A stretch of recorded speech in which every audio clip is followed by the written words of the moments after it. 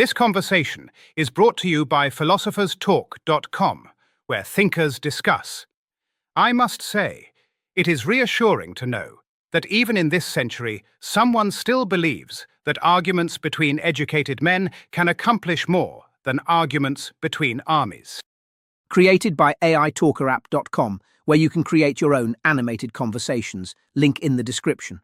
And I would remind my distinguished colleague that the most important arguments in history were conducted by men the educated classes tried to silence. Let us begin with the obvious, since my counterpart will no doubt prefer to begin with the sentimental. The question of whether great powers should negotiate the terms of peace in Ukraine without Ukraine at the table is not a new question. It is, in fact, the oldest question in diplomacy. And the answer has always been the same. The powers that can enforce a settlement are the powers that must design it. This is not cruelty. This is mechanics. And there it is, delivered with all the warmth of a coroner's report, the oldest question in diplomacy, he calls it. I would call it the oldest crime in diplomacy. The Congress of Vienna decided the fate of my country without consulting a single Italian, and my distinguished colleague here was the architect of that particular masterpiece. So forgive me if I recognize the blueprint when I see it applied to Ukraine. The Congress of Vienna produced 33 years of peace across a continent that had been soaked in blood for a generation. If that is a crime, I would be fascinated to hear what you consider an accomplishment. Your Italian uprisings produced exactly what? Heroic poetry and mass graves in that order. My Italian uprisings produced Italy. The nation you dismissed as a geographical expression now has a seat at every table where Europe's future is discussed. Your Congress of Vienna produced a pressure cooker that exploded in 1848 and sent you fleeing from your own capital in a laundry cart. But please, lecture me about stability. I did not flee in a laundry cart, and I will thank you not to repeat that particular embellishment. I left Vienna when the mob arrived because I am a statesman, not a martyr. There is a meaningful difference, though I understand why you might have trouble seeing it from your end of the political spectrum. The distinction between a statesman and a coward is sometimes thinner than the statesman would prefer to admit. But let us discuss Ukraine, since that is why we are here. The United States sent envoys to Moscow to discuss Ukraine's future before they consulted Ukraine's president. They sat with Vladimir Putin and drafted terms for a country that was not in the room. You must have felt a rush of nostalgia watching that.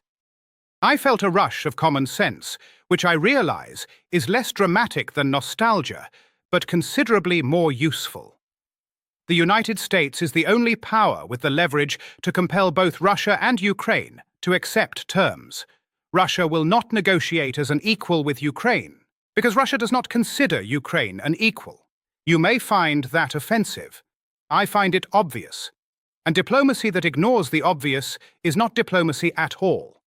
It is theater. Russia does not consider Ukraine an equal because Russia is an empire that considers all of its former subjects to be property.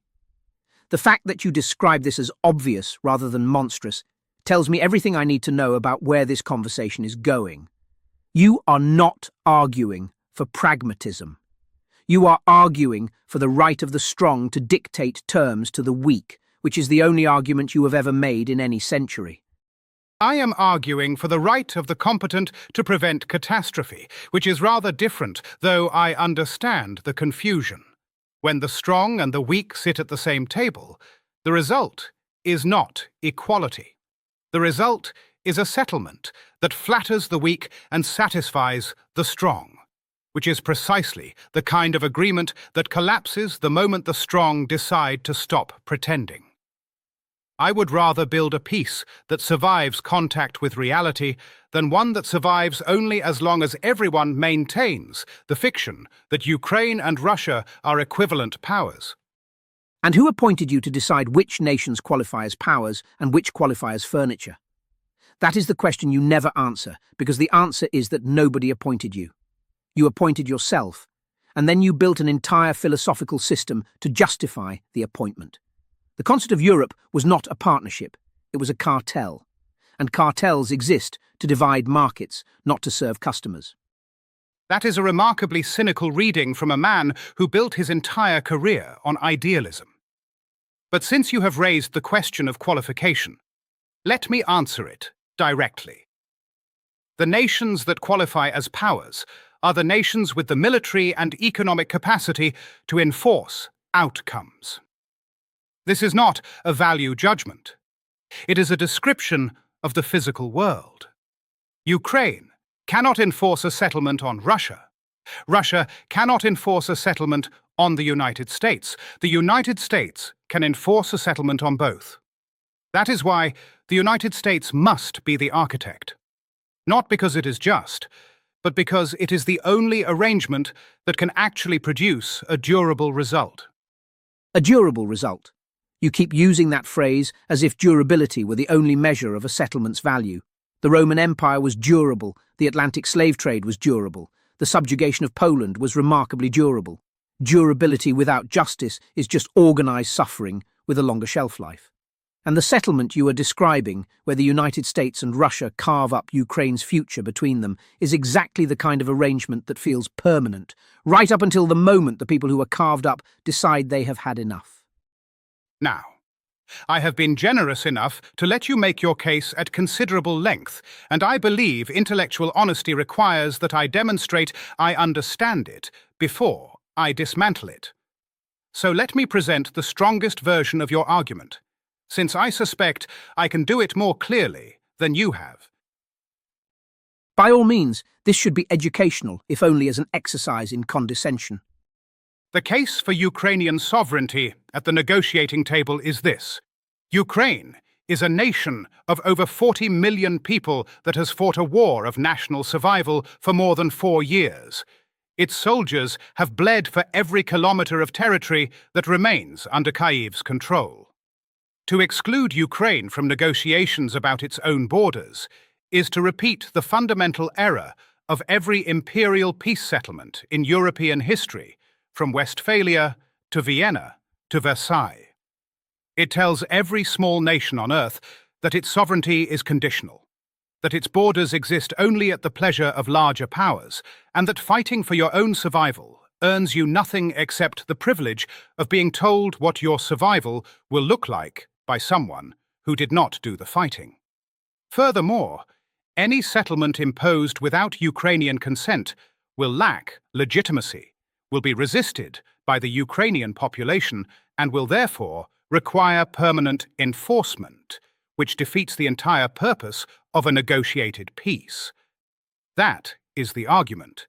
It is coherent, it is emotionally powerful, and it is almost entirely useless as a guide to actual diplomacy, because it assumes that the negotiating table is a courtroom where justice is dispensed rather than a marketplace where interests are traded. I am genuinely impressed that you managed to summarize an argument about human dignity and then dismiss it as impractical in the same breath. It is a rare talent, like a surgeon who can diagnose the disease and refuse to treat it simultaneously. I did not refuse to treat it. I explained why your preferred treatment would kill the patient. There is, again, a difference. Very well. Since we are performing this little exercise, let me return the courtesy. Let me present the strongest version of the argument for negotiating over Ukraine's head, and I want you to notice how it sounds when someone who is not in love with it says it out loud. I am listening with great anticipation, though I suspect you will find it harder to be fair than you imagine. The case for great power management of the Ukraine settlement is this. Russia possesses the largest nuclear arsenal on Earth and has demonstrated a willingness to accept catastrophic casualties in pursuit of its territorial objectives. Ukraine, despite extraordinary courage and Western support, cannot militarily compel Russia to withdraw from occupied territory. The war has reached something approaching a stalemate, with both sides suffering losses that are unsustainable over the long term. In this context, the only path to ending the killing is a settlement brokered by the one power that has leverage over both parties, which is the United States. Including Ukraine as an equal partner in these negotiations would be performatively satisfying but practically counterproductive, because Ukraine's negotiating position, the restoration of all occupied territory, is a position that cannot be achieved through negotiation. It can only be achieved through military victory, which is not forthcoming. Therefore, a responsible great power must craft terms that Russia can accept without humiliation and that Ukraine can survive without collapse. And it must do so with the understanding that the party being saved does not always get to choose the method of salvation. There. That is your argument, and I want everyone listening to notice something about it. It is the argument of every empire that has ever swallowed a smaller nation. It is the argument Austria made about Italy. It is the argument Russia made about Poland. It is the argument Britain made about Ireland. It sounds reasonable right up until you are the country being discussed in the third person. And then it sounds like what it actually is, which is a polite way of saying that your suffering is inconvenient and your sovereignty is negotiable. That was remarkably accurate right up until the final sentence, where you abandoned analysis in favor of sermonizing. Which is, I must note, a consistent pattern with you. And dismissing moral arguments as sermons is a consistent pattern with you. You did it at the Congress of Vienna. You did it in 1848. And you are doing it now, while 40 million people wait to find out whether their country will be traded away for the comfort of powers that did not bleed for it. Comfort. You say that word as if I am suggesting this for my own amusement. I managed the peace of Europe because the alternative was the slaughter of Europe. I sat in rooms with men I despised and crafted agreements I found distasteful because the alternative was not justice. The alternative was another Napoleon, another continental war, another generation of young men who would never come home. You romanticize resistance because you have never been responsible for the consequences of resistance failing. I have. And the view from that chair is considerably less poetic than the view from exile in London. I spent 30 years in exile because your system made it a crime to believe that Italians should govern Italy. Do not lecture me about consequences. I watched friends die in uprisings that failed because your Concert of Europe made it the official policy of the continent to crush any people that dared to ask for self-governance. Every consequence I faced was a consequence you created. Every consequence you faced was a consequence of your own refusal to accept that the world is governed by power, not by principle.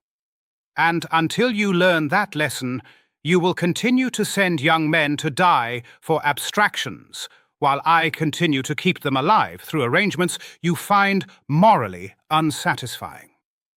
I know which of those two outcomes I prefer, and I suspect the mothers of those young men agree with me, even if their sons do not. The mothers of those young men did not raise them to live as subjects of a foreign crown. But I notice you only care about their opinions when you can use them as a weapon against the men who actually fought. That is a very specific kind of cowardice, and I want to make sure we both recognize it for what it is before we continue this conversation. We will continue this conversation, and I assure you, the next portion will be less pleasant for you than this one was. I certainly hope so. The pleasant portions of conversations with you tend to be the parts where you are not speaking.